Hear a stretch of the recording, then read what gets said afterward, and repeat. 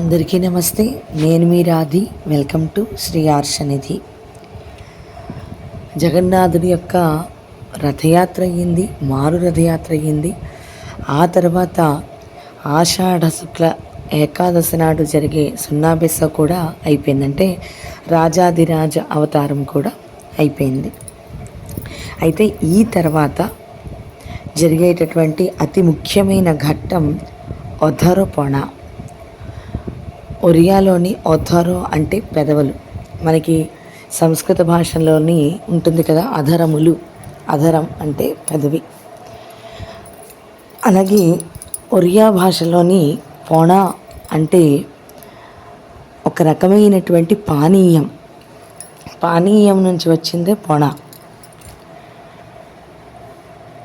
ఒరిస్సా అంతటా ఉన్న దేవాలయాలలోని సర్వవ్యాప్తి చెందిన నైవేద్యాలలో పొణ అనేటటువంటి పానీయం ఒకటి. ఇది సర్వసాధారణంగా దేవతలను ప్రసన్నం చేసుకునేందుకు ఉద్దేశించినటువంటి డ్రింక్గా మనం పేర్కోవచ్చు. ఒక వ్యక్తి ఒక దేవత అధీనంలో ఉంటాడు. అలాగే ఆషాఢ శుక్ల ద్వాదశి నాడు సున్నాబెస్సో అయిన తర్వాత మరుసటి రోజు జగన్నాథత్రయం, ఈ ముగ్గురికి కూడా అంటే జగన్నాథుడు, బలభద్రుడు, సుభద్ర, ఈ ముగ్గురి యొక్క పెదవుల వరకు చేరే భారీ మట్టి కుండలను తయారు చేసి వాటిల్లో ఈ పొణ అనేటటువంటి పానకాన్ని సమర్పిస్తారు. అందుకే దీనిని ఒథరపొణ అంటారు. భారీ కుండలను కుంభరపాడు నుండి కుమ్మరులు తయారు చేస్తారు. ఈ కుండలు ఎంత పెద్దగా ఉంటాయంటే 5 అడుగుల ఎత్తు వరకు కూడా అంత పెద్దవిగా వీటిని తయారు చేస్తారు. అంత 5 అడుగుల ఎత్తుతోటి కుండలను తయారు చేయడానికి వీళ్ళకి కుమ్మరులకు కనీసం 1 నెల సమయం పడుతుంది. వాటిని తయారు చేసి మళ్ళీ ఎండబెట్టి, ఆ ఎండబెట్టిన సమయంలో ఆ కుండలకి పగుళ్ళు ఏర్పడడం వలన ఈ భారీ కుండలను తయారు చేయడం చాలా కష్టం. కుమ్మరులు దేవతలకు సేవ చేయడానికి ఏర్పాటు చేసిన నిబంధనలను అనుసరించి, అంటే ఏ విధంగా అయితే దేవతలకు సేవ చేయడానికి కుండలను తయారు చేయాలో అటువంటి నిబంధనలను అనుసరించి వాళ్ళు ఈ పెద్ద పెద్ద కుండలను తయారు చేస్తారు.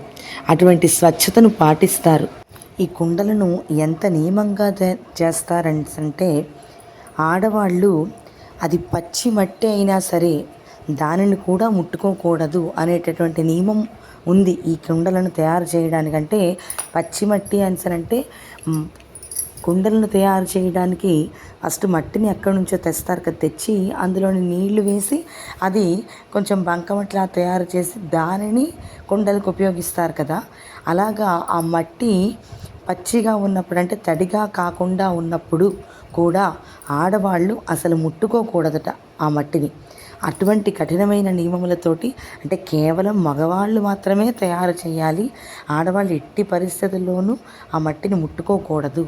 అటువంటి కఠినమైనటువంటి నియమాలతోటి ఈ కుండలను కుమ్మరులు తయారు చేస్తారు.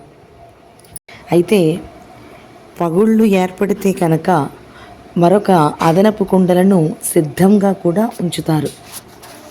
ఒడియా మఠము మరియు రఘువదాస మఠం కుండలతో పాటు ఆ పొణాకి కావలసినటువంటి పదార్థాలను కూడా అందజేస్తాయి. ఈ పానకంలోని ఖీరో అంటే పాలు, అలాగే సొరో అంటే మీగడ, పాల మీద ఉండేటటువంటి మీగడని సొరో అంటారు. పంచదార, చెన్న అంటే పాల విరుగు, కర్పూరం అంటే మన యొక్క కర్పూరం, పచ్చకర్పూరము, అలాగే అరటిపండు మరియు గోలమొరిచో అంటే నల్లటి మిరియాలకి వీళ్ళు గోలమొరిచో అంటారు. అవి జాయ్ఫలో అంటే జాజికాయ. ఇటువంటి పదార్థాలను, అలాగే సురాలు, మహాసురాలు ఇవన్నీ కలిపి వీటిని, ఈ పానీయాన్ని తయారు చేస్తారు. అక్కడ ఉన్నటువంటి బావి నుండి నీటిని తెచ్చి ఆ నీటి ద్వారా ఈ పానీయాన్ని తయారు చేస్తారు. ఈ పొణ అనేటటువంటిది అక్కడ ఉన్నటువంటి 3 రథాలు, అలాగే ఆ 3 రథాలను రక్షిస్తున్న ఆ సంరక్షక దేవతలకు ఉద్దేశించబడింది. ఋషి, జాఖ్య, నాగ, కిన్నెర, విద్యాధార, గంధర్భ, రాక్షస, పిశాచ మొదలైన వారి ప్రయాణంలోని ఈ జగన్నాథత్రయంతో పాటు వివిధ విధులు నిర్వహిస్తూ ఉంటాయి. అందుచేత ఇవన్నీ కూడా ఈ జగన్నాథుని యొక్క రథాలను కాపాడుతూ ఉంటాయి. అందుచేత ఈ పానీయం ఏదైతే తయారు చేస్తారో అది నైవేద్యంగా స్వామివారి ముగ్గురికి వారి యొక్క పెదవులకు తాకించిన తర్వాత, ఆ పూజ పూర్తయిన తర్వాత ఆ కుండలను పగలగొడితే ఆ పానీయం అంతా కూడా కిందకి పాకుతూ ఉంటుంది. ఆ పాకినప్పుడు పైనుంచి పగలగొట్టినప్పుడు ఏమవుతుంది, రథాల మీద పగలగొడితే అదంతా కిందకు వస్తుంది కదండి. ఆ వచ్చినప్పుడు అక్కడ ఆ రథాల మీద ఉన్నటువంటి అన్ని పార్శ్వదేవతల మీదను పడుతుంది. ఆ అన్ని మూలలకు ఈ పానీయం చేరుకుంటుంది. ఈ కారణంగానే భక్తులు ఈ పొణాలోని పాలు పంచుకోవద్దు అని సూచిస్తారు. అంటే ఈ పొణాన్ని ఒక ప్రసాదంగా తీసుకోవద్దు అని సూచిస్తారు. ఎందుకంటే ఇది మొత్తం సంవత్సరంలోని రథము యొక్క అనుబంధ దేవతలకు, అంటే రథము యొక్క అధిదేవతలకు, ప్రత్యధి దేవతలకు మాత్రమే ఇది నైవేద్యంగా ఉంటుంది. కాబట్టి దీనిని భక్తులు ఎవరూ కూడా స్వీకరించకూడదు. పొణాభోగం అనేటటువంటిది జననము మరియు మరణ చక్రము నుండి చిక్కుకున్న ఆత్మలను విముక్తి చేస్తుందని నమ్ముతారు. ఏవైతే అదృశ్య శక్తులుగా ఆ రథాన్ని చుడుతూ ఉంటాయో, ఏవైతే విముక్తి అవ్వనేటువంటి ఆత్మలు ఏవైతే ఉన్నాయో అవన్నీ కూడా ఈ రథాల చుట్టూ అదృశ్య రూపంలో తిరుగుతూ ఉంటాయి. కాబట్టి ఈ అధర్పణం చేసిన తర్వాత, ఆ కుండను విరగొట్టిన తర్వాత ఆ పానీయము ఆ అదృశ్యమైనటువంటి ఆత్మలు స్వీకరిస్తే వాళ్ళు ఈ జనన మరణ చిక్కుల నుండి విముక్తిని పొందుతారు. అందుకని ఇది ప్రతి ఒక్కరిని సంతోషంగా ఉంచుతుంది.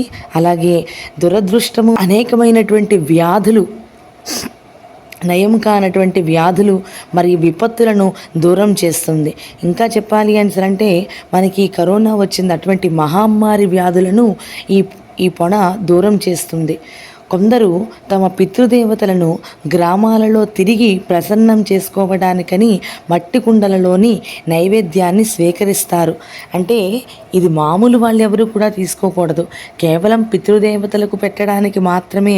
ఒకవేళ వాళ్ళ ఆత్మలు ఏమైనా సరే విముక్తి చెందకుండా అటు ఇటు తిరుగుతూ ఉంటే అటువంటి వారికి విముక్తి కలిగించడానికి అనేసి మాత్రమే మట్టి కుండలలోని ఈ పొణాన్ని తీసుకుంటారు. ఈ పొణ అనేటటువంటిది ఒక బహుమతిగా పరిగణించబడుతుంది. కొంతమంది పరిశోధకులు ఈ కర్మ యొక్క తాంత్రిక ప్రాముఖ్యతను అనుమానిస్తున్నారు. ఎందుకంటే కాల్చిన మట్టి కుండలు అవి తడి మట్టితోటి అమర్చబడి ఉంటాయి. సరిగ్గా 9 పదార్థాలు ఉపయోగించబడతాయి. అందువలన ఇది తాంత్రిక పరంగా కూడా ఏమైనా ప్రాముఖ్యత ఉందేమో అని చెప్పి అనుమానిస్తున్నారు. ఇక ఇదివరకు ఈ అధర్పణకు 12 కుండలను ఉపయోగించేవారు. అంటే ప్రతి ఒక్క దేవతా విగ్రహం దగ్గర 4 కుండల చొప్పున పెట్టేవారు.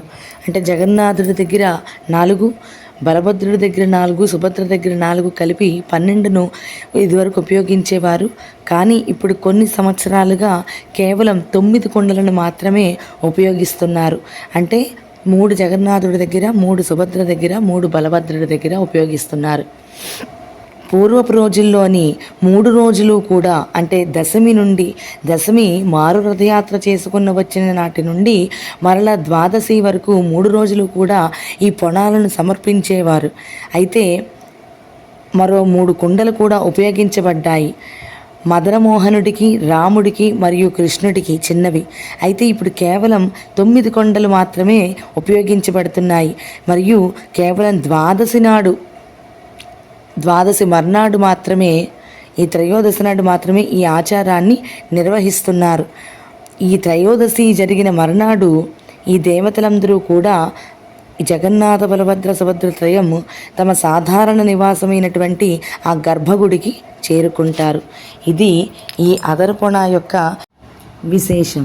ఇటువంటి అద్భుతమైనటువంటి ఈ కార్యక్రమాలను మనం చూడాల్సిందే తప్ప అది వర్ణించనలవి కాదు. సరిగ్గా శ్రీమందిరములోని అంటే పూరీ దేవాలయం యొక్క సింహద్వారం ముందు రథాలను ఆపుతారు. ఆ రథాలను ఆపినప్పుడు అక్కడ ఈ అదర్పణ నిర్వహిస్తారు. అటువంటి అదర్పణ కార్యక్రమం మనం తప్పక చూడాలి. జై జగన్నాథ్.